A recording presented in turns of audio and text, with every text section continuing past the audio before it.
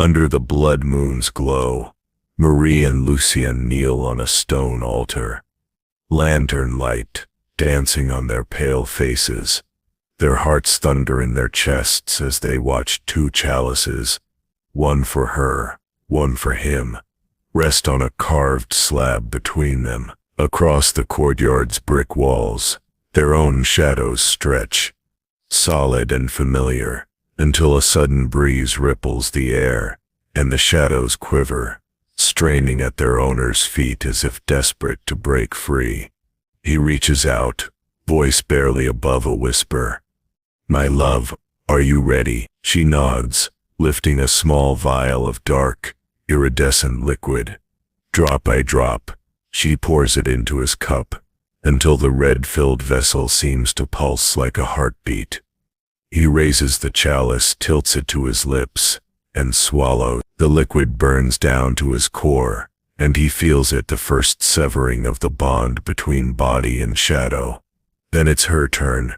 Her breath catches as she brings the chalice to her lips and drinks. The world tilts for a moment, her vision pulsing with the moon's deep hue. Behind them, a circle of silent figures holds rattles and carved crosses, their eyes fixed on the lovers. A shudder ripples through the altar stone. In the basin of water beside them, two dark shapes rise, twisting free of Marie and Lucien's feet. The shadows slip into the pool, dissolved in rippling black waves. Lucien stands, voice steady as steel. "We are bound beyond night and death." Marie reaches for his hand, and together they step away from the altar, empty of darkness, yet more alive than ever, leaving behind only the basin's swirling black tide, and the hush of a love that traded its shadow for eternity. Before we descend into that moonlit courtyard, hit subscribe and tap the bell. Tell us where you're watching from in the comments. Tonight, you'll uncover the forbidden pact of Marie and Lucien, two lovers who defied death itself by trading their shadows for eternity. We'll reveal the voodoo rites beneath St. Roch Chapel, the blood-tinted chalices, and the unholy bargain that still ripples through Cajun bayous. If you believe love can conquer all, wait until you see the price they paid, and the shadows that still hunger for their souls. Moonlight cut silver ribbons through the slats of the Silver Whistle's shuttered windows as Marie Dupré wove through the haze of cigarette smoke and bourbon-soaked tables. Jazz notes, ragged, sensual, slithered across the crowded parlor. A trumpet's low wail, a stand-up bass's heartbeat, candles guttered on wrought iron sconces, illuminating faces flushed with temperance bustlers, gin, and nighttime promise. She watched from a corner table as Lucien Boudreau took the stage. His fingers danced over violin strings, coaxing out a melody that felt both ancient and new, an Appalachian lament, draped in Caribbean rhythm. His bow arced, under the lamp's glow, sweat glinting on his brow as the crowd leaned in, drawn by a voice that spoke without words. Their eyes met briefly, her dark gaze steady, his warm as sugarcane rum.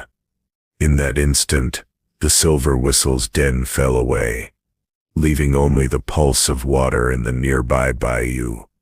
After the set, Lucien descended a narrow stair to where Marie sat, coat wrapped tight against the October chill. He offered a silent bow, then extended his hand. She rose, skirts brushing the floor, and they spun in a slow dance, two hearts echoing jazz's breath, two souls brushing danger's edge. Behind them a tenor sax moaned.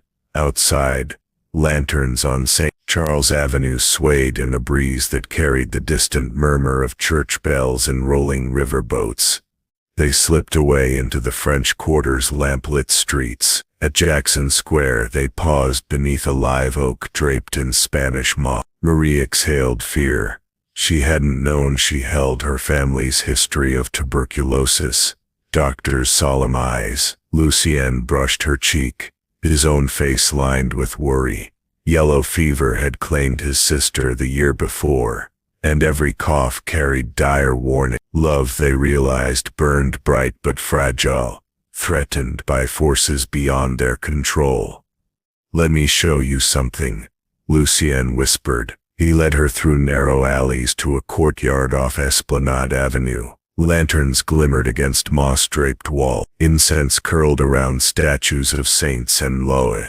Jars of graveyard dirt lined a low altar. Here, the Mary Magdalene order practiced voodoo's most clandestine arts, rites, spoken only in Creole patois, involving gris-gris spells and petitions to the Gay spirit. Their whispers promised healing beyond medicine, a chance to elude death's scythe. Inside a hidden doorway they found Maman Floriani, an elder priestess draped in purple silk and bone beads. Her eyes, black as polished obsidian, assessed Marie's pallor and Lucien's tremor. "You seek a cure that no tonic can grant," she intoned. "Medicine falters before fate, but the shadow pact endures." She unfurled a leather scroll etched with spirals and sigils, a ritual to sever one's shadow, one's tether to mortality, and trade it for undying devotion. "Your shadows bind you to mortal fears," Maman Floriani said. "Willingly unbind them beneath the blood moon and love becomes eternal. But know this, shadows hold memory, identity, the self. To sacrifice yours is to gamble your soul." Marie's chest tightened. She thought of her father's coughs, the sinks of endless nights by kerosene lamp. Lucien swallowed hard. In 1927, just before the Great Depression storms broke, prosperity's promise already felt hollow for sharecroppers in the Bayou Parish. Fields failed under drought and boll weevil. Cotton prices collapsed. Desperation drove families to Bayou Baptists by day and voodoo sanctuaries by night. Love, they decided, deserved a chance beyond fate's cruelty. They left the courtyard under a sky turning from ebony to bruise, an omen perhaps of the blood-tinted moon to come. Their hands remained linked, two souls pressing forward into unknown darkness. Behind them, Maman Floriani's last whisper trailed. "Prepare your heart. The shadow pact waits on All Hallows' Eve." The weeks until the blood moon passed in feverish anticipation. Marie and Lucien threw themselves into preparations, gathering deer-bone knives from bayou traps, distilling henbane in Lucien's cramped apartment above the bayou docks, and sketching the ritual's diagrams on sheets of newsprint from the Times-Picayune. Each night, Marie's fevered paintings grew darker, dancing figures without faces, swirling shadows in water. On October 15th, Marie found a battered journal concealed behind a loose brick in their courtyard cottage. Its leather was cracked, stained by salt and age. Inside, Lucien's tight script raced across pages. She read, "We drank the first draft beneath Maman's gaze. Our shadows lay still at our feet, one trembling step away from us. I felt freedom's chill, followed by fear that I was already less than whole." She flipped pages, diagrams of the basin beneath, rock chapel, notes on candle counts, 13 black candles, 3 white, and a cryptic line in French. "Les ombres clament ce qu'on leur a pris." Shadows demand what was taken. Her pulse quickened. The first draft referred not to wine or absinthe, but the henbane-infused water of the cave beneath Esplanade. When Lucien returned at dusk, tired from late-night rehearsals at Preservation Hall, she confronted him in the parlor. Shadows flickered against wallpaper of magnolia blossoms. He explained how Maman Floriani bound the shadows with wax seals pressed to their wrists, tethering them for exchange. The first phase, letting go, was supposed to free them from mortal fear, make them impervious to disease. But as his shadow dissolved one night at candlelight, he panicked, took to the bayou's reflection in the water, searching for it, but saw only ripples. Marie glanced at her own shadow, normal but stretched under the lamp. She pressed a trembling finger to its edge, then recoiled, piece of it unraveling like smoke in the breeze. Lucien's pages warned of phases. The blood moon scheduled for October 22nd marked the boundary between phase 1 and 2. According to the ledger, when the moon bleeds, the exchange must be sealed with mutual blood. Hesitation invites the shade's vengeance. Lucien slammed the journal shut. "We can walk away," he said, voice thick with regret. "We needn't proceed." But Marie shook her head, tears gleaming like dew. "I won't live knowing I let you die alone. If our love should end, let us end together somehow beyond this world." He reached for her hand, skin damp with sweat. "Then we prepare for phase 2. Gathering the tools, in the days that followed, they scavenged relics, worn bone-handled knives from bayou trappers, charcoal to write sigils on their skin, vials of graveyard earth from St. Louis Cemetery, 3 powders of basil and starroot for wreaths, black candles from Congo Square's midnight markets. Each ingredient cost them hours of whispered negotiation with street corner dealers, risking police raids under Mayor Curley's prohibition law. Meanwhile, whispers spread through the quarter. The painter and the fiddler seek life beyond death. Pontchartrain steamers paused longer at the dock, crews exchanging nervous glances. Church bells tolled with dreadful punctuality each dawn, not from old Ursuline but from a hidden hand testing heavenly patience.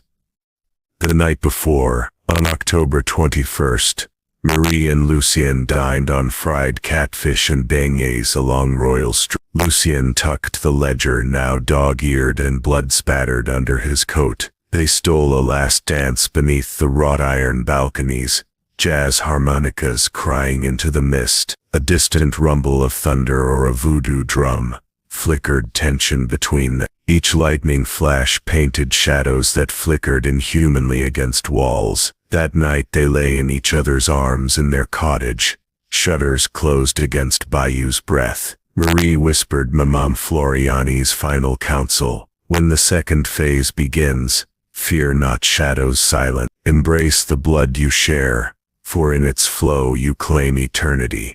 As the last sleep crept into their bones, they felt the world tilt an unseen stir beneath the bayou flats, a prelude to the ritual that would sever their fate forever.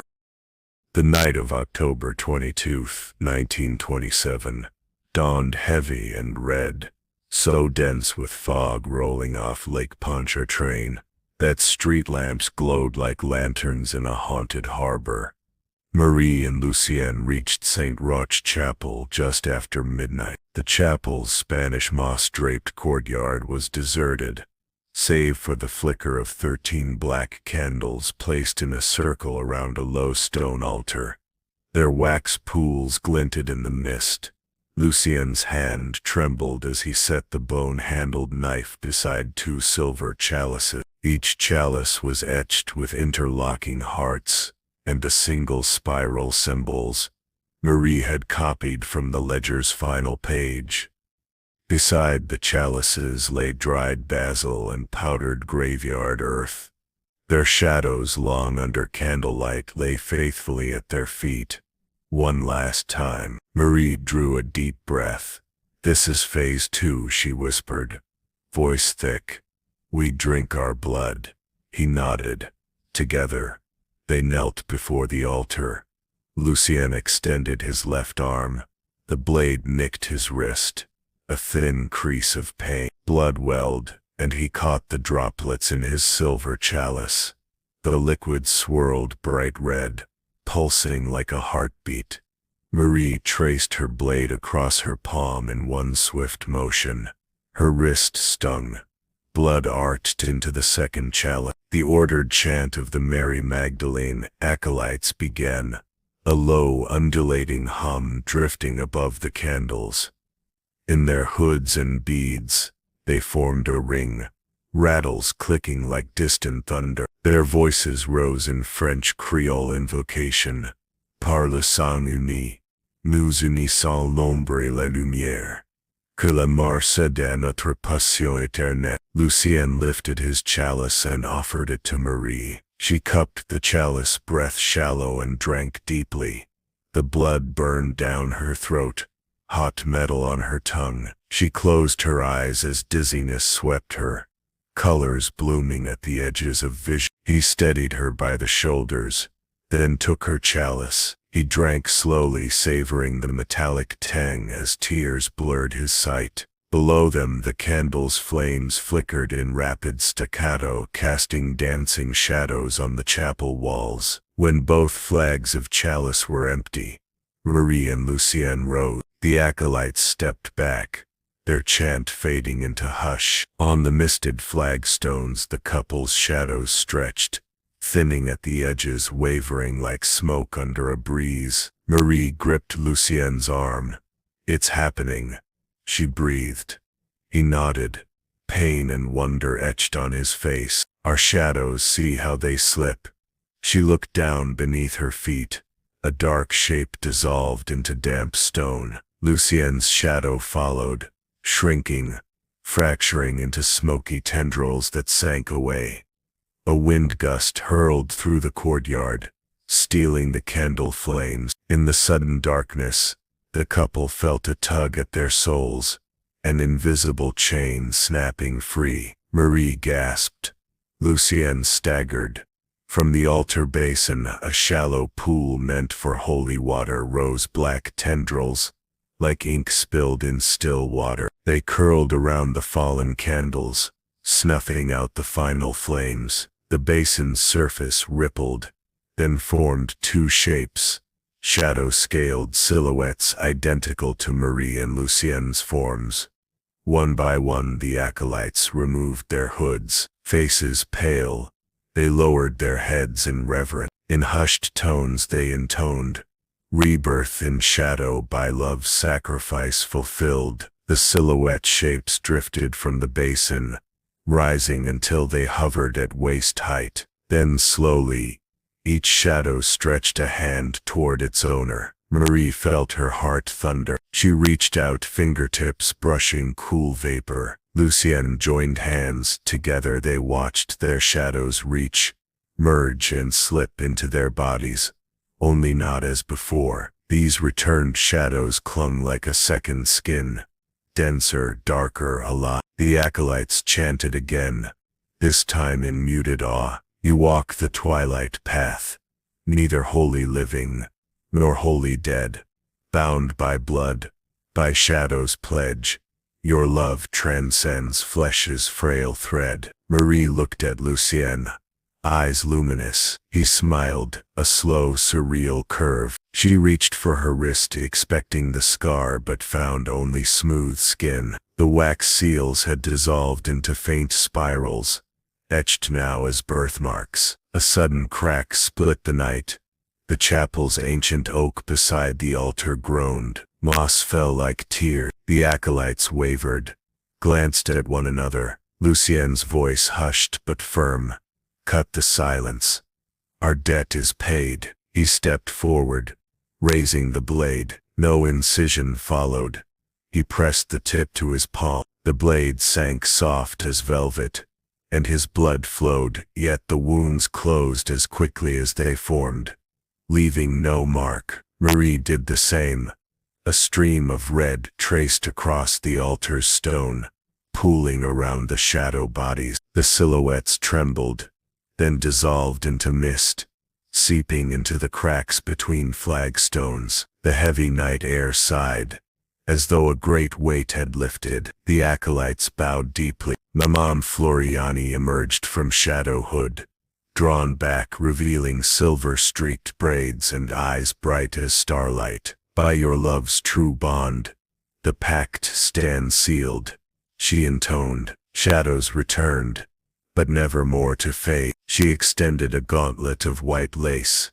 Marie slipped hers on. Lucien did the same, and together they turned toward the bayou, stepping through the courtyard gate into mist and moonlight. The acolytes followed in silent procession. As they vanished down the moss-draped path, The courtyard fell silent once more. Only the altar remained, scarlet stains gleaming faintly beneath the blood moon's glow. The midnight exchange was complete. Two souls reborn, shadows regained, love's immortal toll paid in crimson promise. And somewhere beneath the chapel's stones, the first echoes of an unending hunger began to stir. Marie awoke the morning after the midnight exchange to pale sunlight filtering through gauzy curtains, and a moment of sheer panic as she searched the floor for her reflection. In the mirror she saw her face framed by dark curls and bright eyes, but no shadow crept behind her. She held her breath, heart galloping. This was the price she paid for joining Lucien in the pact. Lucien stood behind her in the doorway, shirtless and unscarred. He ran a hand through his hair, eyes alive with triumph. "No sun can harm us," he whispered. "We are beyond darkness." He offered a crooked smile, but Marie noticed its thinness, the faint tremor betraying his elation. Euphoria and invincibility. Over the next days, they tested the limits of their new condition. Lucien raced a car down Decatur Street at dawn. No shadow under the headlights, no fear in his chest, skidding to a stop inches from a trolley without so much as a scrapes to the fender. Marie watched, breathless, and applauded his reckless joy. They danced through Café du Monde's powdery sugar haze, ankles light over cafe tables until patrons recoiled at the sight of two figures moving without shadow. Gasps rippled through the crowd, children pointing, mothers pulling scarves over their mouths. The couple laughed off the fright, grabbing hands and twirling into the street as if to dare the world to stare. Social recoil and murmured fears. Word spread fast beyond the court. Sharecroppers in the bayou shacks whispered that Dupré and Boudreau walk at noon without shade. Something cursed them. Journalists from the Picayune printed half-truths. Shadowless lovers invincible. Catholics muttered of demonic pacts. Creole elders tut-tutted home in their cottages, sprinkling consecrated salt at their thresholds. At night, Marie and Lucien returned to the hidden courtyard, seeking solace under the lantern's glow. The Mary Magdalene acolytes no longer met them with open arms. Instead they fell silent, eyes averted. "The shades will hunger," one priestess warned in a curt whisper. "No shadow remains, yet your souls draw from living light, a natural vitality and insatiable hunger." Euphoria gave way to something darker. Marie found her skin too cool, her pulse muted. She drank stronger coffee but felt only a fleeting spark. Lucien, once tireless in performance, now wrestled exhaustion by mid-afternoon. Yet they refused the solace of sleep, fearing that in darkness their bodies might slip between worlds forever. They discovered hunger unsated by any meal: fried fish, gumbo beignets, culinary treasures of New Orleans left them hollow. Marie poured bowl after bowl of gumbo into her mouth, yet her belly contracted with emptiness.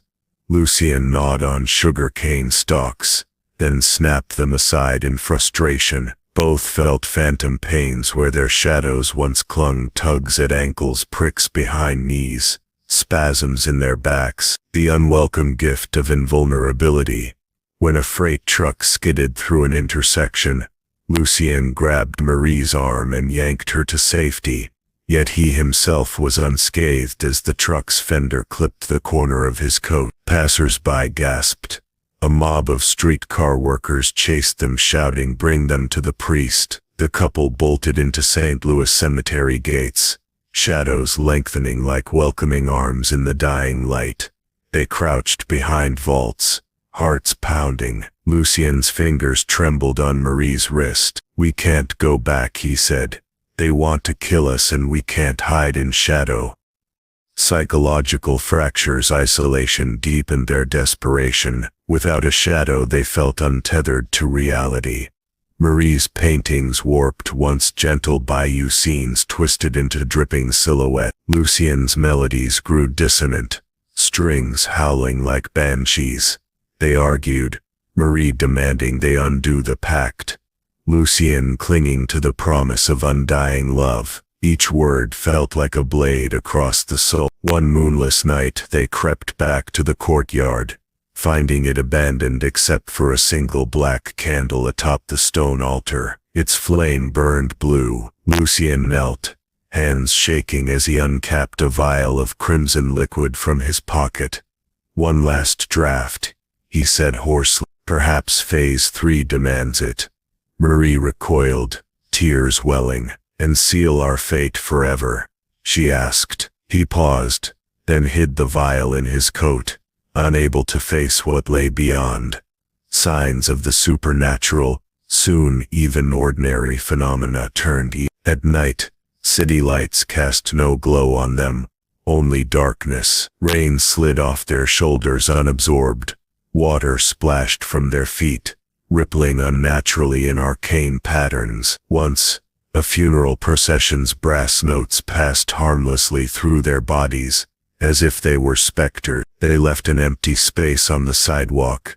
No footprints, no shade, only whispers trailing in their wake. Lucien believed they could harness this power, dreamed of touring the world immortal, tracing footsteps across sun-scorched deserts and frozen tundra. But Marie remembered Maman Floriani's words. Once shadows return, never more to fade. They had retrieved their shadows at the midnight exchange, but these returned shades burned brighter, alive and hungry. A creeping dread, as days turned into weeks. A creeping dread gnawed at them. In reflective windows their shadows sometimes flickered darker longer than their limbs. Alive in static, on moonless nights, they glimpsed shapes behind them.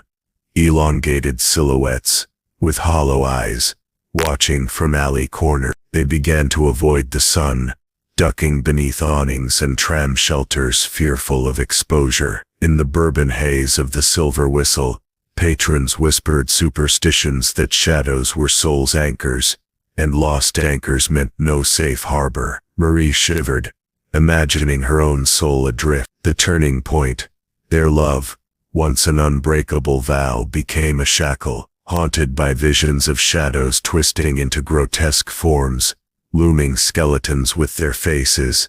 They realized immortality was a cage. Their pact binding them beyond death had unleashed a hunger they could not quell, a craving for shade itself, life force to feed the void. One dawn, Marie packed a satchel, a small bone knife, the ledger torn to scraps, and a locket of Lucien's hair. She slipped into Lucien's room as he slept, watching his chest rise and fall. She touched his cheek, tears cold as fog. "We cannot live like this," she whispered. "We must break the pact, or die trying." Lucien stirred, eyes opening to a world of desperation. He took her hand. Together he vowed, even into the darkness. They left the cottage at sunrise, shadow creeping behind them for the first time in weeks, resolved to seek Maman Floriani once more, to demand release from a bargain that had turned love into eternal torment. And as they walked toward the bayou's mist, their returned shadows fluttered at their heels, haunting reminders that some gifts forfeit everything they promise.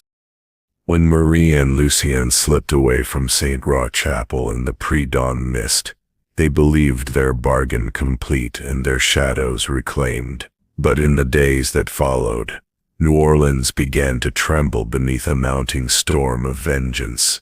Shadows once surrendered now turned predator, preying on the ignorant and the curious alike. First whispers on Royal Street. It started as rumors. At Café Beignet on Royal Street, waiters spoke of a man who sat alone at table 13, reading a letter by flickering lamp. They found him stiff, eyes fixed upward. His nephew said later, the man gasped, that something dragged me by the heels. leaving no mark on his trousers, no blood on the floor. Patrons swore they saw black tendrils peeling free from his feet, snaking into the darkness beyond the doorway. Across Decatur Street, Madame Celeste the tarot reader shuttered her parlor in terror. Her cards flew from the table in a swirl of windless menace. In each inverted card, a hanging man, death. The tower, she saw the silhouette of Lucien's shadow behind her own figure. She abandoned all readings, refusing to speak her last client's names, only mumbling, "They come for us all."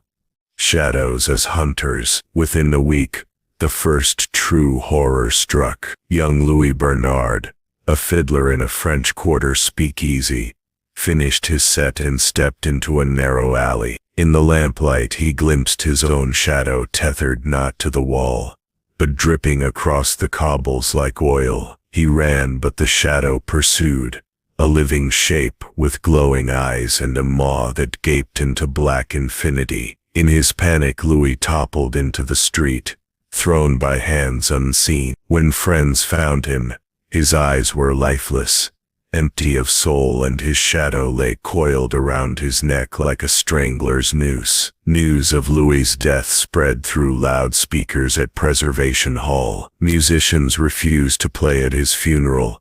Clergy refused to bless his grave. His widow, cradling her unborn child, fled upriver, claiming the bayou's waters promised more safety than any churchyard. The vanishing on Bourbon. Then came the disappearances. One humid night, a young couple strolled hand in hand down Bourbon Street. They vanished without a trace. No footprints, no blood, no flicker of a last scream. Patrons in late-night bars only recalled the couple's shadows stepping off the pavement as if to cross the street, then sliding into the brick wall. Witnesses fled, fearing that the living shadows heard their footsteps, stalking every corner until they claimed fresh prey. Police logs recorded persons missing, last seen in shadow-affected areas. Detectives found fragments of black fabric torn from legs, caught on wrought iron fences, and chalk circles scorched into the sidewalks, matching the spiral rune Marie had sketched in the ledger's margin. Vengeful spirits emerge. As the body count rose, Mammon Floriani's disciples whispered of retribution, angry spirits unleashed by the broken pact. Those who had helped Marie and Lucien became targets.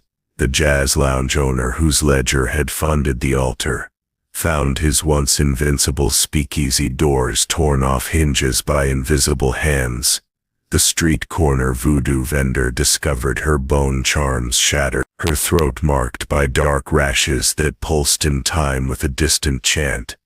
In the French market, stall holders claimed shadow-rotted fruits and vegetables, peppers shriveled into black husks, bananas curling into monstrous shape. They saw a silent procession at dusk, a parade of shadow forms draped in tattered lace and fraying suits, drifting past vendors before vanishing into the river's fog. The couple's guilt and return. Marie and Lucien learned of these horrors in a slum tenement near Bayou St. John, where they sought refuge with an old friend. The friend's face drained of color when they told him of the wandering shades. "You freed something older than us," he said, eyes haunted. "Now the bayou claims its debt." Consumed by guilt, Marie pressed Lucien to return to the chapel and confront Mammon Floriani, but their path was barred by marshes alive with whispers, voices calling their names from the water. At the levee they found the Mary Magdalene priestess kneeling in mud, surrounded by salt lines and overturned chalices. Lucien knelt, voice desperate. "We bargained fully, now spare the innocents." Marie wept, recalling bloodless hands and hollow eyes of the dead. The final tragedy. Floriani raised her arms chanting, "Shadows reclaimed, yet beggars at the door. Now we claim the living, forevermore." As her words echoed, the ground trembled. Shapes arose from the marsh, figures entwined in living tar, faces of those they had loved, Louis Bernard's hollow stare, Madame Celeste's accusatory eyes, the young couple's entwined silhouettes. The vengeful spirits flowed around Marie and Lucien, cutting off retreat. In terror, Lucien drew his knife, brandishing it at the shapes. "We undo this now," he shouted, but spectral hands seized him, wrenching his arms behind his back. Marie screamed, raising the knife to Floriani, her blade pointed at the priestess's throat. In that moment, a shadow slithered up Marie's leg, wrapping around her ankle and coiling tight. She felt no pain, only a chill that numbed her breath. Floriani lowered her head, voice soft. "True love binds greater than hate. Your sacrifice shall still the storm." The ambiguous end. Marie's knife dropped as the spirits closed in. Lucien, eyes meeting hers, mouthed, "I'm sorry." A blue-gray mist enveloped them both. When dawn broke, the marsh lay silent and still. No chalices, no mists. Only two bodies lying side by side on the levee, their hands clasped, faces serene in repose. No shadow lay beneath them, no ghostly procession preened in the sunrise. The parish found them and buried them under a single tombstone, etched simply, Marie Dupré and Lucien Boudreau. Even now, on silent nights, locals swear they hear two violins weaving a duet through the cypress trees, melodies tinted with longing and regret, haunting ears and hearts of those who dare to remember the lovers who traded their shadows, only to unleash something far darker upon the living. Nearly a century after Marie Dupré and Lucien Boudreau vanished beneath the blood moon, their story became legend, whispered by bayou moonlighters and jazz-haunted lounges. In 2025, a team led by documentary filmmaker Simone Arsenault and her cousin, folklorist André Dupré, Marie's great-grandnephew, returned to St. Roch Chapel, determined to unearth the truth, preparing the descent. Under a waning crescent, Simone, André, and two historians pried up the centuries-old floorboard in the chapel's east wing, revealing the rusted hatch Maman Floriani once sealed. They rigged a pulley and lowered a high-definition camera and LED panels into the darkness. The hatch groaned open, stirring centuries of dust. Below lay the stone-lined crypt floor, now half-collapsed, its central basin cracked, but still stained deep ochre. André's voice echoed, "This is where the midnight exchange happened." Simone's spotlight swept over scattered shards of black glass, fragments of the original chalice and rusted axes carved from bone. Discovery of the gris-gris ledger. On the far side of the chamber, André found a leather-bound ledger wedged under debris. Its cover bore the same spiral rune Marie had sketched in her paintings. Simone gently opened it, revealing powder-smudged pages. Phase 2 complete. Blood shared beneath lunar blood. Shadows returned, but now bound to the unseen realm. Final reckoning. Blood for blood. Shadow for shadow. Marginal notes in Marie's hand pleaded, "Undo this before the first death, and do not trust her voice." Simone's breath caught. First death had Maman Floriani foreseen. André's own fate, equipment malfunctions and unearthly whispers. As the camera crew recorded the ledger, lights flickered, batteries drained in minutes. Microphones caught faint whispers. Ours return, expiate. Technicians exchanged unsettled glances. Every playback amplified the whispers into fragmented pleas. Shadows hunger, feed us. A drone's propeller stalled overhead. The feed went dead. When power returned, the camera's lens showed two figures drifting behind André's shoulder. A man in a charred suit, a woman in lace, their outlines shimmering like heat haze. Simone screamed, but the apparitions vanished. The rising of the lost shades. Ignoring fear, Andre translated ledger entries describing a Phase 3, the final reckoning, where the living must repay the debt of shadows with their own life force. It warned, when the ledger bleeds, the living step into darkness. The unseen claim their due. Moonlight filtered through ceiling cracks pooling on the basin. The chamber's air thickened. Every breath felt like wading through molasses. Then slowly the basin's water bubbled. Black currents coalesced, and the two shadow avatars from earlier rose fully formed, their eyes amber glow. Simone fumbled for her camera. The shades drifted forward, their silent forms reflecting Marie and Lucien's final expressions. Hope twisted into eternal longing. Love mutated into unquenchable hunger. Confrontation and sacrifice. Andre stepped forward, voice trembling. Marie, Lucien, we forgive you. He held up the ledger. Release them. He tore pages one by one, letting them flutter into the basin's water. Each page sank, the basin's surface boiling as if scalded. The shades recoiled, bodies ripped. Simone joined, chanting the ledger's reversal incantation, words Marie had scrawled in margins. Par sang et ombres. Et répondrai notre droit. By blood and shadow I reclaim our right. Their voices echoed, mingling with the unseen whisper. As the final page dissolved, a phantom wind whipped through the crypt, extinguishing lights. In darkness, screams of longing and fury echoed. Then the basin cracked with a blast.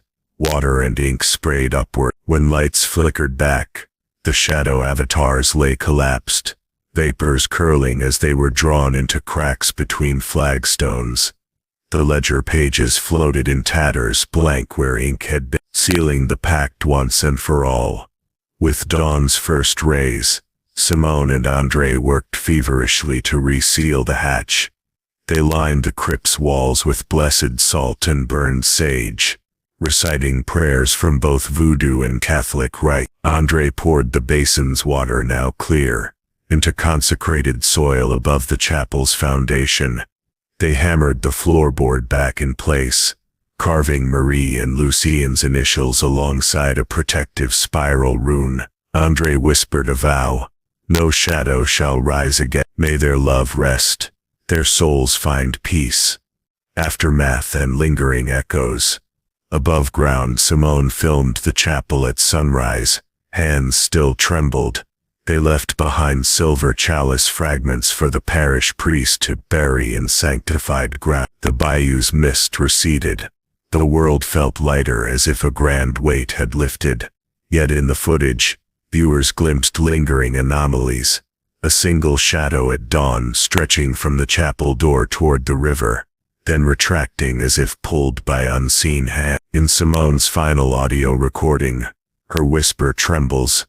I think they may still watch from the threshold between light and dark. As they departed New Orleans, Andre turned for one last look at St. Rose. Through the chapel's stained glass rose window, he thought he saw two figures, arms entwined, faces half hidden in shadow, watching, waiting for love's final reckoning. Centuries have passed since Marie Dupré and Lucien Boudreau sealed their love with a sacrifice that defied death, and yet their story still haunts Louisiana's bayous. We've journeyed from the vibrant jazz-age streets of New Orleans to the cobwebbed crypt beneath St. Rush Chapel, tracing every tremor of voodoo incense, every pen stroke in a blood-soaked ledger, every echo of the shadow-hungry revenants that followed the lovers' pact. Their desperation born of illness, economic hardship, and a love too fierce to surrender, led them to bargain away their very shadows. In return, they gained a fleeting brush with immortality, only to unleash a curse that preyed on the innocent and twisted devotion into vengeance. This tale reminds us that the darkest magic arises when love seeks to conquer nature's immutable laws. Shadows, our silent companions, hold our memories, our fears, and the echoes of every step we take. To sever that bond is to gamble with your essence. Marie and Lucien's immortality became a prison. Their shadows returned as hunters demanding the souls of the living. Now we turn it over to you. What do you believe fueled the lover's choice? Was their pact an act of true romantic courage, or a tragic folly driven by fear of fate and poverty? Do you think voodoo lore truly grants unseen power, or is it our own collective desperation that breathes life into these rituals? Have you ever encountered tales of shadow-sworn pacts, or felt a presence in the darkness that defied explanation? Share your experiences and theories in the comments below.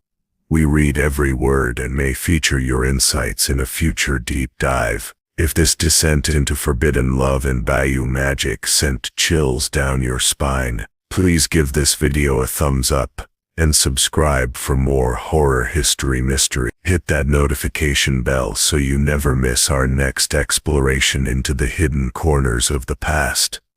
Next week we venture north to 1908, Alberta, the mine that caught its own fog, where miners vanished in swirling mists, and a single whistle foretold doom. We'll examine whistle logs, coroner reports, and chilling survivor accounts to uncover whether the mine was haunted or whether something far stranger lurked within its depths. Until then, remember, every reflection has its shadow, and every shadow bears the weight of its maker's choices. Stay curious, stay brave, and when the moon hangs low and the wind carries whispers, ask yourself, who claims your shadow when you look away?